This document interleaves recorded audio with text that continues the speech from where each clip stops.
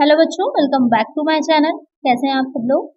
आज की वीडियो में मैं आप लोग के लिए जो आप लोग का ह्यूमन रिसोर्स मैनेजमेंट के लेक्चर चल रहे थे, जो हमने प्रीवियस वीडियो में चैप्टर 10 पढ़ा था कि मजदूरी भुगतान की पद्धतियां, जो आपके मेथड्स होते हैं वेजेस को पेमेंट करने के, जिसमें हमने समय अनुसार कालानुसार पढ़ा, इंसेंटिव प्लान्स पढ़े, हाउस रोहन टेलर इनके बारे में पढ़ा था, प्रॉफिट शेयरिंग पढ़ा, को पार्टनरशिप पढ़ा। तो ये सब चीजें हमने प्रीवियस वीडियो में पढ़ी थी। अगर आपने नहीं देखी है तो उसका लिंक मैं डिस्क्रिप्शन में दे दूंगी। अलग से चैनल पर प्लेलिस्ट बनी है, इसमें सारे चैप्टर्स की वीडियो आपको एक साथ मिल जाएगी। आज की वीडियो में उसके आगे का जो हम चैप्टर 11 है वो पढ़ेंगे, मजदूरी एवं वेतन प्रशासन, वेज एंड सैलरी एडमिनिस्ट्रेशन। तो आज की वीडियो का टॉपिक आपका यही रहेगा कि जो वेजेस होती हैं, सैलरी होती है, बार बार ये वर्ड रिपीट तो होता है, लेकिन ये होता क्या है, इसमें कौन कौन सी चीजों को हम ऐड करते हैं, क्या शामिल करते हैं, ये सारी चीजें आज की वीडियो में हम पढ़ेंगे। आइए वीडियो को शुरू करते हैं। लेकिन शुरू करने से पहले जिन बच्चों ने सब्सक्राइब नहीं किया है, सब्सक्राइब कर लीजिएगा। वीडियो अच्छी लगेगी लाइक कर दीजिएगा और फ्रेंड्स साथ शेयर भी कर दीजिएगा। आइए शुरू करते हैं। मजदूरी एवं वेतन से अर्थ, meaning of wages and salary, कि वेजेस और सैलरी क्या एक ही होती है या फिर दोनों में कुछ डिफरेंस होता है। तो आइए इसका देखें कि इसकी मीनिंग क्या होती है। तो कोई भी कर्मचारी है, कोई भी वर्कर है जो काम कर रहा होता है, उसके काम करने के बदले में जो उसको पारिश्रमिक दिया जाता है, रिम्यूनरेशन दिया जाता है, वही क्या कहलाती है, उसकी वेजेस कहलाती है, मजदूरी कहलाती है। और वो साप्ताहिक, वीकली भी हो सकता है, डेली भी हो सकता है, मंथली भी हो सकता है, किसी भी तरह से हो सकता है। और जो वेतन होता है, सैलरी होती है, वो जो वेजेस होगी उससे थोड़ी सी डिफरेंट होती है, भिन्न होती है। क्योंकि जो मजदूरी दी जाती है वो कार्य अनुसार दी जाती है, यानी कि जितना काम करेगा उसी के अकॉर्डिंग उसको वेजेस दी जाएगी। यानी कि ये कह सकते हैं कि जो घंटे होते हैं, वर्किंग आवर होते हैं, उसके अकॉर्डिंग दिया जाता है जो वेजेस होते हैं। और जो आपकी सैलरी होती है, ये एक निश्चित राशि होती है। एक आपका पूरा ये रहेगा कि किसी को जो अपॉइंट किया गया उसके 10,000 मंथली सैलरी रहेगी, 20,000 रहेगी, तो वहाँ पर उसका कम ज्यादा नहीं होता। लेकिन वेजेस में ये रहता है कि अगर आपने एक्स्ट्रा काम कर लिया, क्योंकि कार्यानुसार दे रहे हैं आपका, तो अगर आपने एक्स्ट्रा काम कर लिया तो आपको ज्यादा वेजेस मिल सकती हैं। लेकिन जो आपकी सैलरी होती है वो एक कांस्टेंट होती है, निश्चित होती है कि आपको इतनी ही मिलेगी। और जो सैलरी मोस्टली पे की जाती है वो मंथली बेसिस पे दिया जाता है। इस जिसमें आपकी आ जाते हैं कि जो कार्यालय में, ऑफिस में वर्कर्स होते हैं, काम कर रहे होते हैं, जो एडमिनिस्ट्रेशन में ऑफिसर्स होते हैं, वर्कर्स होते हैं, काम करेंगे, या फिर जो मैनेजमेंट होता है, या फिर इस तरह से कह सकते हैं जो प्रोफेशनली काम कर रहे होते हैं किसी भी ऑर्गेनाइजेशन में, उनको दी जाती है, वो हो जाती है सैलरी। और जबकि श्रमिक जो होगा, जो वर्कर है, जो आपका फैक्ट्री में किसी काम कर रहा है, जो प्रोडक्शन हो रहा है वहां पर लगा हुआ उस प्रोडक्शन का मेन हिस्सा है, तो वो इसमें शामिल नहीं किया जाता। एक तरह से भी समझ सकते हैं या कह सकते हैं कि वो डायरेक्ट वेजेस हो जाती हैं। और जो आपकी सैलरी होती है वो किसमें आ जाती है, वो इनडायरेक्ट हो जाती है, क्योंकि आपके ओवरहेड्स जो होते हैं, उपरिव्यय जो होते हैं, उसमें आ जाती है। ये हो जाता है दोनों के बीच का डिफरेंस। आई होप समझ गए होंगे आप लोग कि वेजेस और सैलरी में क्या डिफरेंस है। अगर हम जो है उसकी बात करें, क्योंकि आपको अगर एग्जाम में आता है कि मजदूरी वेतन का अर्थ बताइए और उसे परिभाषित कीजिए, तो वहाँ पर आपको डिफिनेशन भी देनी होगी। डिफिनेशन में जैसे कि आप स्क्रीन पे देख रहे होंगे, तो यहाँ पर योडर एवं हैनेमन की डिफिनेशन है कि मजदूरी उन श्रमिकों तथा अन्य कर्मचारियों को दी गई क्षतिपूर्ति है जो अपने नियोक्ता के लिए वस्तुएं एवं सेवाएं उपलब्ध करते हैं तथा उत्पादन कार्यों के लिए नियोक्ता के उपकरणों का प्रयोग करते हैं। कि मजदूरी जो होती है, जो वेजेस होती है, वो क्षतिपूर्ति की तरह, एक कंपनसेशन की तरह है, क्योंकि वो अपना टाइम दे रहे हैं, अपना आपको मेहनत दे रहे हैं, तो उसके बदले में जो आप उनको कंपनसेशन दे रहे हैं, उनकी क्षतिपूर्ति दे रहे हैं, जो राशि दे रहे हैं, वो हो जाती है मजदूरी, पारिश्रमिक या फिर वेजेस। और स्पेशली एक लाइन और है कि उत्पादन कार्यों के लिए, जब प्रोडक्शन में, जैसे कि मैंने बताया कि डायरेक्ट वेजेस जैसे होती है, प्राइमरी कॉस्ट का, प्राइम कॉस्ट जो होती है उसका एक हिस्सा होती है। तो ये हो जाएगा आपका जो डिफिनेशन है उसकी। मैनहम की भी दे रखी है। मैनहम ने कहा था कि मजदूरी एक संविदा के अंतर्गत दी गई वह राशि है जो नियोक्ता द्वारा श्रमिकों को उसकी सेवाओं के बदले में दी जाती है। वही चीज उन्होंने भी कही थी कि नियोक्ता जो होता है, जो कि हायर कर रहा है, वो श्रमिकों को, वर्कर्स को उनकी सर्विसेज जो दे रहे हैं उसके बदले में देता है, वो हो जाती है मजदूरी। अब इसमें एक मजदूरी जो होती है वो कई तरह की रहती है। ये न्यूनतम मजदूरी होती है, उचित मजदूरी होती है एवं निर्वाह मजदूरी होती है। आपसे शॉर्ट में क्वेश्चन पूछ सकता है कि उचित मजदूरी क्या होती है या फिर निर्वाह मजदूरी क्या होती है, तो एक बार देख लेते हैं इसे भी। कि जो मिनिमम वेज है, फेयर वेज है और लिविंग वेज है। तो जो मिनिमम वेज होती है और न्यूनतम मजदूरी होती है, एक ऐसी मजदूरी को न्यूनतम मजदूरी कहा जाता है कि जो श्रमिक है जो वर्कर है या फिर उसकी पूरी फैमिली है, उसको अपने एक नॉर्मल जीवन को जीने के लिए, जिसमें उसकी मूलभूत आवश्यकताएं, आपको पता ही है, रोटी कपड़ा मकान, उसको पूरा कर सके, इतनी मजदूरी उसको मिलनी ही चाहिए। वो हो जाती है न्यूनतम मजदूरी, यानी कि वो अपनी जो आवश्यकताएं हैं, जो बेसिक नीड्स हैं, उनको पूरा कर सके, वो हो जाती है उसकी मिनिमम वेज। उचित मजदूरी जो होती है या फिर फेयर वेज जो होती है, उसमें ये कहा गया है कि जो श्रमिक या जो वर्कर, जितनी उसकी कुशलता है, उसमें इफिशियंसी है, जितनी वो डिफिकल्टी या के साथ काम को कर रहा है, क्योंकि कुछ काम ऐसे होते हैं जो कुछ ज्यादा डिफिकल्ट होते हैं, जैसे कि कोयले की खान होती है, यानी कि जो कोल माइंस होती है, वहां पर जो मजदूर काम कर रहे हैं वो बहुत रिस्की होता है। तो वो काम उनका जो होगा, जितनी भी उनको वेजेस दी जा रही है उसी के अकॉर्डिंग देनी चाहिए। एक कंपेयर करें कि जो कोई फैक्ट्री में कोई भी चीजों के उत्पादन में लगा है, प्रोडक्शन में, और जो कोल माइन में मजदूर काम कर रहे हैं, दोनों में रिस्क फैक्टर अगर आप देखेंगे तो कोल माइन में काम करने वाले लोगों के साथ बहुत ज्यादा होता है।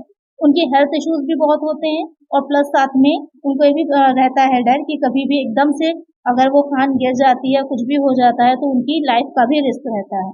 इसलिए तो वहां पर जो भी उनको दिया जा रहा है, उनके काम जो कर रहे हैं, उसको ध्यान में रख करके उनकी वेजेस देनी चाहिए, जिससे कि एक तरह से पूरा जस्टिफाई कर सके, तो हो जाती है फेयर वेजेस। तो इसमें ये रहता है कि जो मजदूरी संस्थाएं हैं या श्रम संघ बनाए गए हैं, वो इस चीज पर ध्यान देते हैं कि जो मजदूरी दी जा रही है वो फेयर है या नहीं फेयर है। तो या फिर मार्शल ने इसके बारे में कहा था कि किसी उद्योग में उचित मजदूरी उस मजदूरी की सापेक्षिक है जो सामान्यतः उद्योग में पाई जाए, यानी कि जिस तरह के उद्योग में, इंडस्ट्रीज में उसको देना उचित है, दिया जाना चाहिए, उसी के अकॉर्डिंग ही किसी भी श्रमिक को, किसी भी वर्कर को मजदूरी दी जानी चाहिए। एक लाइन और इसमें बोली जाती है कि जो उचित मजदूरी होती है वो न्यूनतम मजदूरी की उच्चतम सीमा होती है, और निर्वाह मजदूरी जो होगी उसकी निम्नतम सीमा है, यानी कि जो हमने न्यूनतम मजदूरी डिसाइड, जितनी हम मैक्सिमम डिसाइड कर सकते हैं, उस लेवल तक जो होगी वो फेयर हो जाएगा। और जो निर्वाह मजदूरी होती है उसकी लोएस्ट पॉइंट होता है। अच्छा, निर्वाह मजदूरी क्या होती है ये देख लेते हैं। निर्वाह मजदूरी जो है वो आपकी भारतीय संविधान जो है, इंडियन कॉन्स्टिट्यूशन जो है, उसमें जो नीति निर्धारक तत्व दे रखे हैं, उसकी धारा 43 है, उसमें कहा गया है कि राज्य सभी कर्मचारियों को निर्वाह मजदूरी प्रदान करेगा। तो निर्वाह मजदूरी क्या हो जाती है? निर्वाह में ये रहेगा कि सिर्फ वो अपनी जो मूलभूत आवश्यकताएं उनको ही पूरा ना कर सके, बल्कि वो अपने जो भी उसकी फैमिली है उसके साथ वो अच्छे से अपना जीवन यापन भी कर सके, अच्छे से अपनी लाइफ को जी सके, जिसमें उसको बेसिक उसकी जो रेस्ट का टाइम है, या फिर जो बच्चों की शिक्षा है, जो बीमारियां हो रही हैं उससे भी वो अपने बचाव कर सके, या उनका अपना हॉस्पिटल में इलाज करवा सके, जो उसकी सामाजिक आवश्यकताएं होती हैं उनको पूरा कर सके। ये सारी चीजों को भी वो अपने लिए, इतना उसके पास धनराशि होनी चाहिए कि उन सबको भी वो पूरा कर सके। तो निर्वाह मजदूरी में मूलभूत आवश्यकताओं के साथ साथ उसके लाइफ की जो और चीजें हैं उसको भी इंक्लूड किया गया है, वो हो जाती है उसकी लिविंग वेजेस, निर्वाह मजदूरी। तो ये हो जाएंगे आपके तीनों, जो मिनिमम वेज है, फेयर वेज है, और लिविंग वेज है। जो न्यूनतम मजदूरी की इतनी उसको मिलनी ही चाहिए अपनी बेसिक नीड्स को पूरा करने के लिए। फेयर वेज हो जाती है कि जितना वो काम जो कर रहा है, जितनी उसकी एफिशिएंसी है उसके अकॉर्डिंग उतना उसको मिलना चाहिए। और जो लिविंग वेज होती है उसमें उसकी बेसिक नीड्स के साथ साथ ऐड किया जाता है कि उसकी जो परिवार की शिक्षा है, जो उसके परिवार का स्वास्थ्य है, जो उसकी जो सामाजिक आवश्यकताएं हैं, इन सबको भी वो पूरा कर सके। तो ये है डिफरेंस तीनों में, या तीनों की आप डिफिनेशन कह सकते हैं।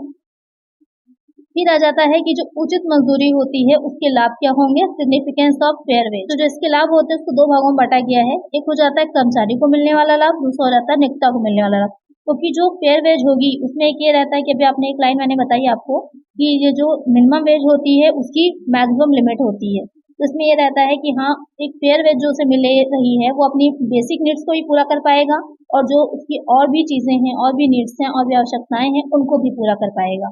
तो एक तरह से जो फेयर वेज उसे मिल रही है वो 100% सही होगी, जस्टिफाई होगी उसके काम के लिए, जो भी वो काम वो कर रहा होगा। अब इससे जो बेनिफिट होता है, तो यहाँ पर जो कर्मचारी उसको भी होगा, और जो नियोक्ता है, जो एम्प्लॉय है उसको भी है, और जो एम्प्लॉयर है उसको भी है। क्या बेनिफिट्स होते हैं ये देख लेते हैं। कि जो कर्मचारी होगा उसको ये लाभ होगा कि उसको उतना वेजेस मिल रहा है जितना वो डिजर्व करता है। जब वो डिजर्व करता है जितना, उतना उसको दिया जाएगा, तो फिर उसका जो मनोबल होता है, मोटिवेशन भी वो पूरा रहेगा, और वो और अच्छे से काम करने के लिए प्रेरित होगा। यानी कि आप ही हैं, कहीं पे जॉब कर रहे हैं, अगर आपको उतनी सैलरी मिल रही है जितना आप दे रहे हैं वहां पर, अपना टाइम, अपना वर्क, अपनी मेहनत, उतना अगर आपको मिल रहा है, तब तो आप मोटिवेट होते हैं, हाँ काम करें। वरना आप जो जबरदस्ती काम तो कर रहे हो, या काम करने में आपको मजा नहीं आ रहा होता, आप सेटिस्फाई नहीं होते। अगर आपको अच्छी मिलेगी तो फौरन ही आप स्विच कर जाएंगे वहां से।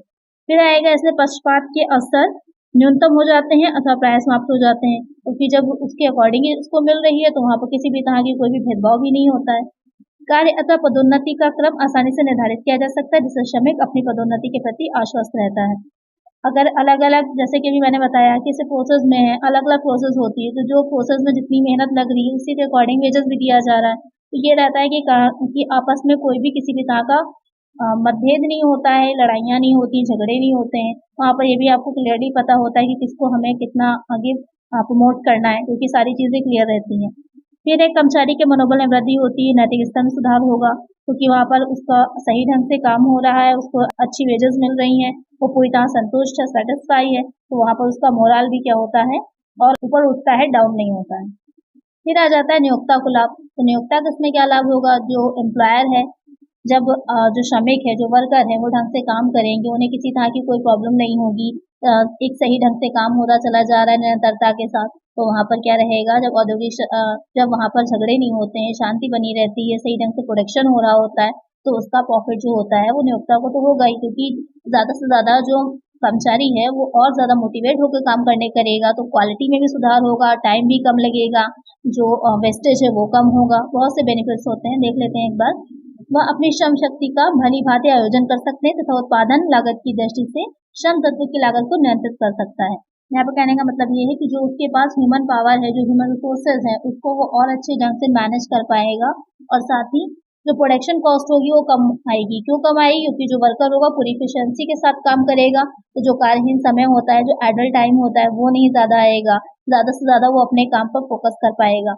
फिर आएगा उचित मजदूरी के निर्धारण के परिणाम स्वरूप नियोक्ता को श्रम संघों के साथ सामूहिक सौदेबाजी में किसी प्रकार की कठिनाई का सामना नहीं करना पड़ता।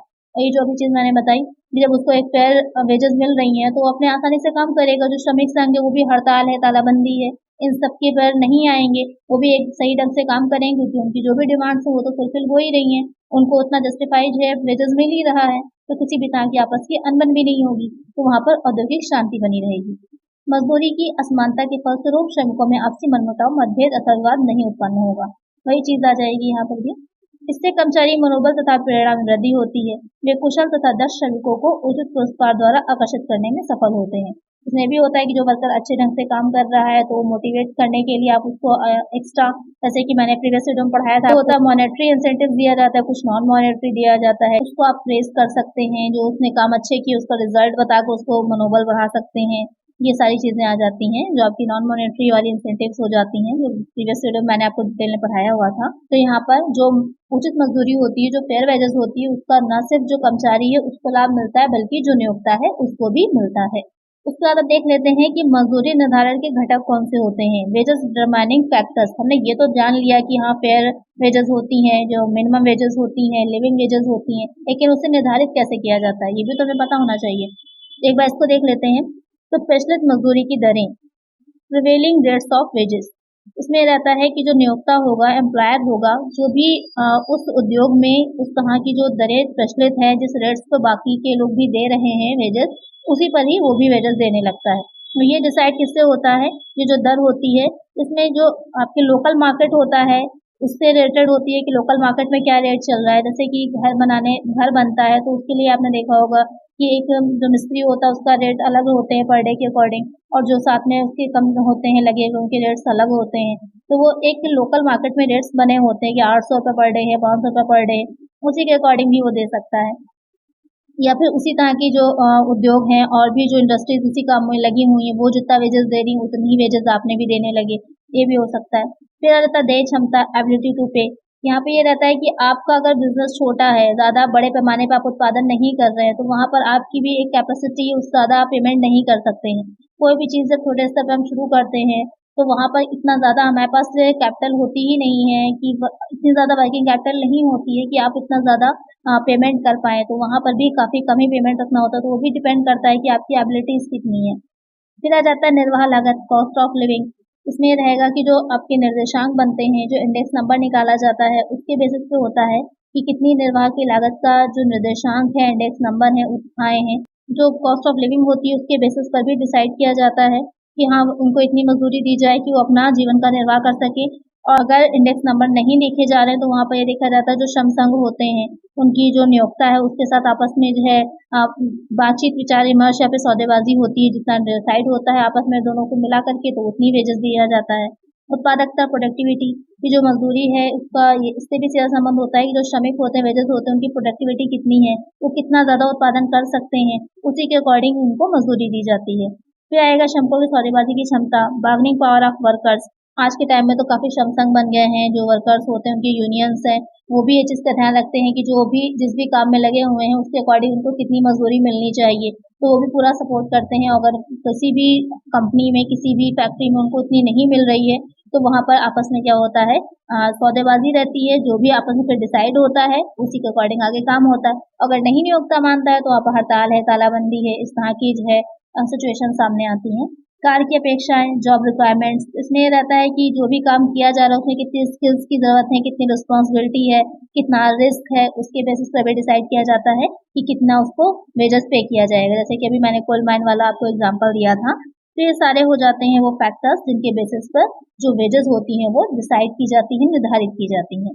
तो इस चैप्टर में हमने पढ़ा कि मजदूरी जो होती है वो क्या होती है और वो वेतन से किस तरह अलग है, और साथ ही मजदूरी में जो आपका निर्वाह मजदूरी है या उचित मजदूरी है या फिर जो न्यूनतम मजदूरी वो क्या है, और जो फेयर वेजेस होते हैं उसके लाभ क्या होते हैं नियोक्ता को और कर्मचारी को। साथ ही मजदूरी का निर्धारण किस तरह से किया जाता है, कौन से फैक्टर्स होते हैं जो उसमें हेल्पफुल होते हैं।